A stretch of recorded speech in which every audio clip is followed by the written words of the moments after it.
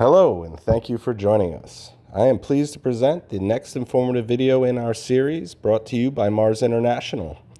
Today's video will cover over-the-air updates for IoT devices deployed in different geographic locations. We will dive into some technical details while also highlighting the benefits, risks, and rewards of OTA updates. Our presenter today will be Makaran Sovani. He is a talented software developer that has been with us here at Mars for several years. Thank you again for joining us, and please be sure to subscribe to our channel for future video releases. Without further delay, I will pass it over to Makaran. Thank you, Jason. Welcome all. And as Jason mentioned, let's start discussing why we need OTA capability in the device.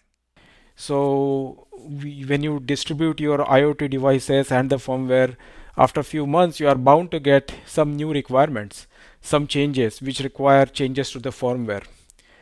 There could also be some security exploits which get discovered from time to time, and you need to address them before a hacker gets hold of your IoT device. Also, the product needs to evolve to address the market demands.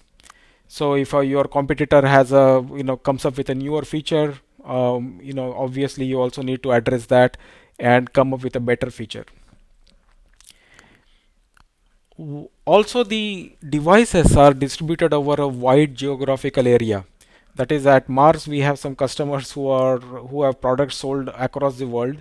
Some of the products are industrial products, some of the products are installed in various locations, and the most of the devices are not serviceable by the end user. So even if the user has access to the device, they cannot update the firmware themselves. So you need a process to update the firmware. So while we talk about facilities or the benefits of having this kind of firmware updates over the air, there are also dangers of having such facility in your application. One of the major thing is that if you keep some port open, or if you keep some way to by which you can update the software, hackers might get hold of it. So you need to make sure that your device knows that it is installing update from a verified source. Also, if you apply update and if that update doesn't work, you need to make sure that your device has the ability to downgrade to a lower version. And also, if your update is if you don't test it properly, or you need to make sure that it does not break the device itself and the device is recoverable. That is, if you apply update and if it doesn't work, there should be some way of going back to the older version. So now these IoT devices are broadly classified into two main categories. One category is that it's embedded Linux based, and other category is that it's a microcontroller based. Now, what are the requirements for both of these types? What's the ideal OTA process?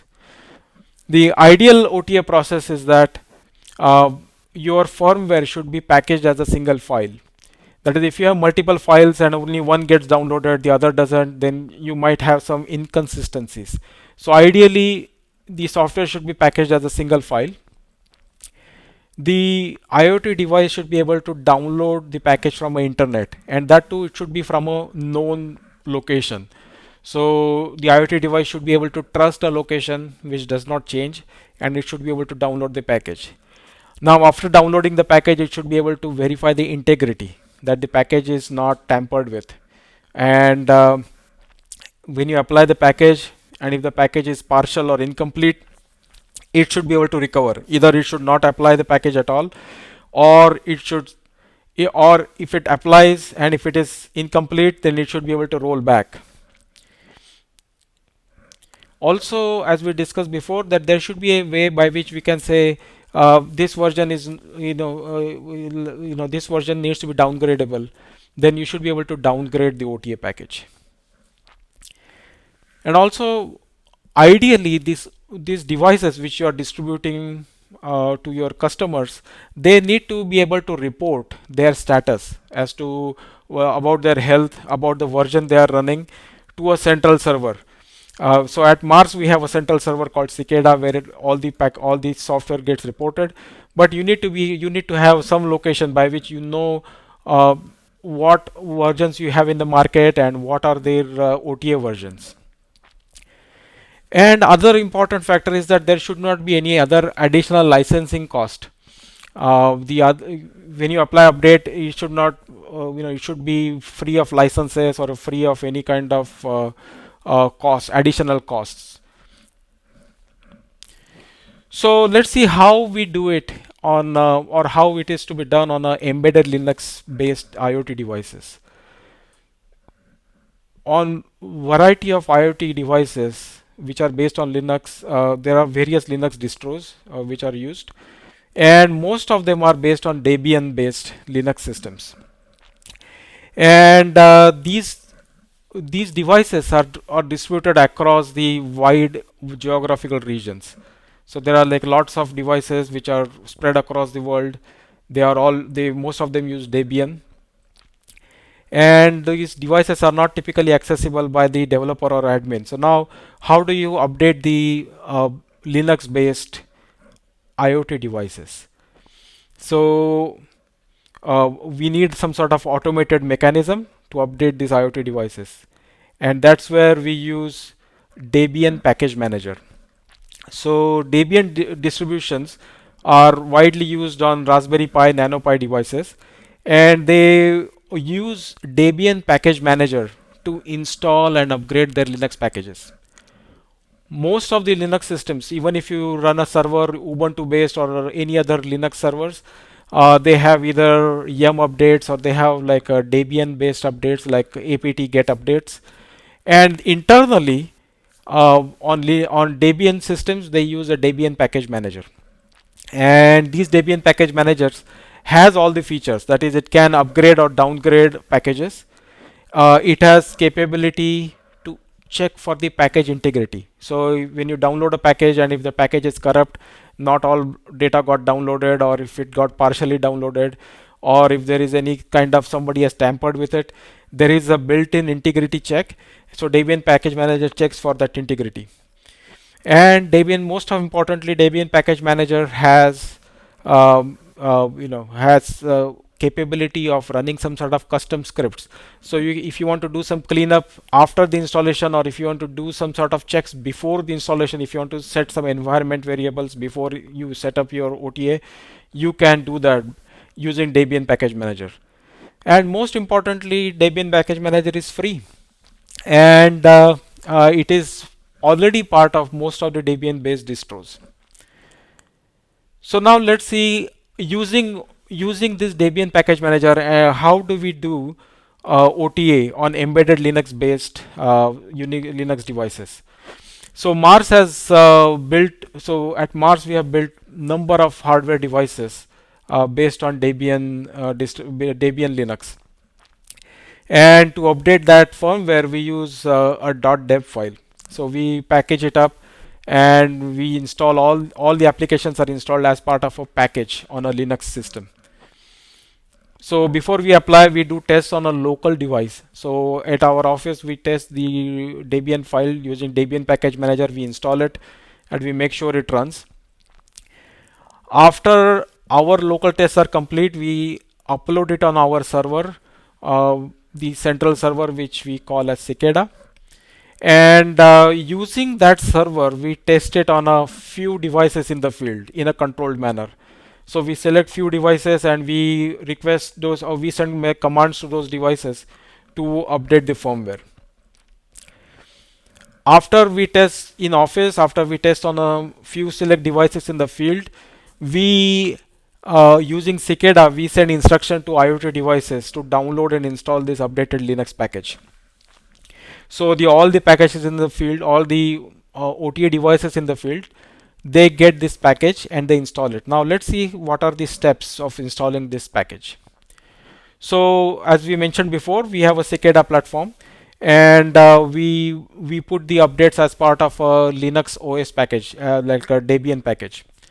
So the IoT devices, as we see here, the IoT devices, they send telemetry data to Cicada platform. They also, along when they send the payload, they also send the version information to Cicada. So let's say the Linux device says I am on version 6 and Cicada says, hey, we have tested and approved version 7 to be installed on this Linux device.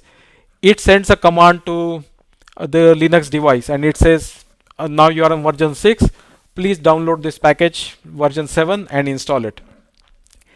And Cicada sends instruction to install the package. Along with that, it also sends where to go and get it.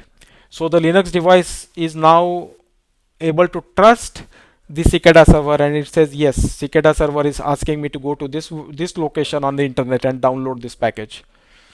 And the package gets downloaded, and the Linux using the Debian package manager installs the application. And now after installation, it again connects to Cicada platform and checks whether if the device is on the correct version or not. And if it is on correct version, then it starts working as usual. Now let's see if it is a microcontroller based IoT device, how the firmware is to be applied. So on a microcontroller based systems, typically the manufacturer gives the tool to apply the firmware. Like for example, there is a SAMBA software which gives you tools for programming internal and external memories. Now we can't be using that tool in the field. So what at Mars we do is we develop custom bootloader to apply the OTA updates. Now these custom bootloaders, they are able to check the package integrity, they are able to check the package checksum, and they are able to check the package version. So the process is fairly similar as before, but instead of using the Debian package manager, we use a custom bootloader. So in this example also, the microcontroller connects to Cicada platform. Cicada platform checks the version and says, now you need an updated firmware. And the microcontroller goes and gets it, and the bootloader verifies the integrity and it applies the update. Bootloader also has the ability to revert back the old firmware if the new firmware fails the integrity checks.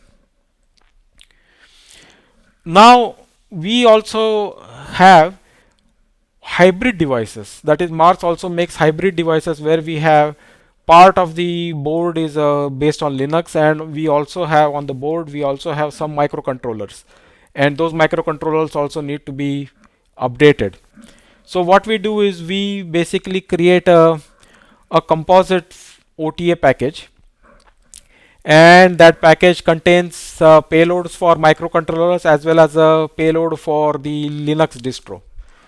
So the process is as below. So we have the Cicada platform and we have the hybrid Linux and microcontroller based IoT device. Now this IoT device sends the metric data to Cicada. Cicada downloads the Cicada tells the IoT device to download the firmware, and the hybrid IoT device applies the Debian package as well as it also coordinates OTA update to the microcontrollers. So the need for the update is of course determined by Cicada, but the hybrid Linux and microcontroller based IoT device now applies the Linux package as well as it also applies the package to the microcontrollers. There is optional mobile device which also can control updates to these individual components. So this is a hybrid device where we have multiple microcontrollers and a Linux device in tandem with a mobile application. It can coordinate updates with Cicada platform and apply updates. Now we talked about how we apply updates. Now let's give a brief overview of Cicada, which is our IoT device platform. And in this Cicada platform, we basically manage thousands of IoT devices which are connecting from wide geographic regions. The Cicada platform provides APIs for mobile apps and IoT devices, and Cicada also provides software updates via OTA. This entire platform is hosted in AWS, and for storing the data as well as storing the metric data uploaded by IoT devices, we use redundant databases for metadata. and telemetry. So the databases are redundant, and we can store gigabytes of data. Plus, we have the mobile APIs. Now, how do we, we talked about OTA updates to the IoT devices. Now, how about updates to the Cicada platform itself? So, Cicada platform, as we mentioned before, it's hosted on AWS, and we have a staging environment where we test our changes and we apply changes to the AWS infrastructure. The mobile apps which you talked about, they get tested through the iOS apps get tested through Apple's TestFlight, and the Android app changes get deployed through Android's MDM platform. The IoT devices are updated via OTA process, and as we mentioned, like some of them get triggered by Cicada, some of them we let users use a tethered mobile app to apply the updates. So this was the overview of our IoT device OTA process and our brief overview of our Cicada platform. So if you have any questions, please ask them in the chat or in the comments below. Thank you.